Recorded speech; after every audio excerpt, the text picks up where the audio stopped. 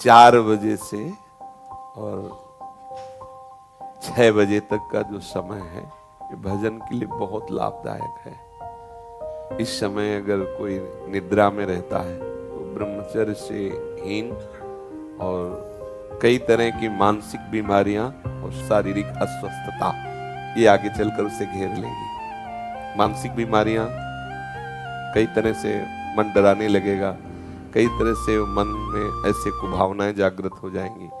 इसलिए हमारे ब्रह्म ऋषियों ने आज्ञा की है कि 4 बजे से तो उठ ही जाना चाहिए और 4 से 6 के बीच में, मान लो आप 4 से 5 के बीच में सो ही रहे हैं तो आप 5 से 6 के बीच में उठ जाइए।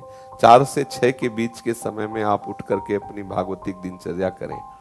भागवतिक दिनचर्या में जैसे अपने लोग राधा वल्लभी हैं तो प्रातः काल उठ करके अपने गुरुजनों का, रसिकों का सुमिरन करें, गुरु मंत्र का जप करें, फिर स्नान आदि करके श्री जी की मंगला, श्री जी को सुंदर पद सुनाना आदि, या अगर उस समय ऐसी भावना है तो 2 घंटे बैठ करके जप करें।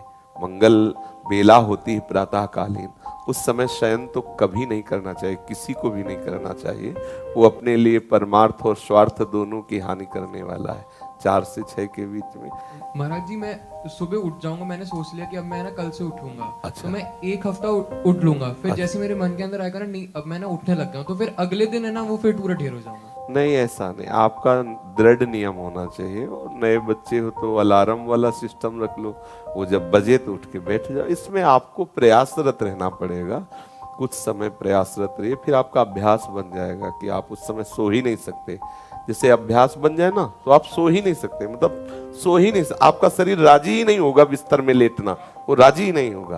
तो इसलिए नियम बनाओ और नियम पूर्वक चलो। जब आपको लगे कि आज हम नहीं उठ पाए तो उस दिन दंड स्वीकार करो, व्रत रह जाओ कि आज समय से उठे नहीं इसलिए आज भोजन नहीं, उपवास कर लो, ठीक है, तो ठीक हो जाओगे।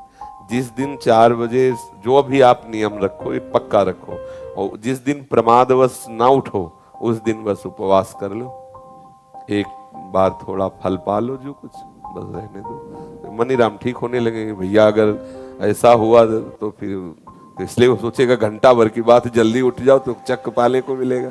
ठीक है, आप ऐसा करो।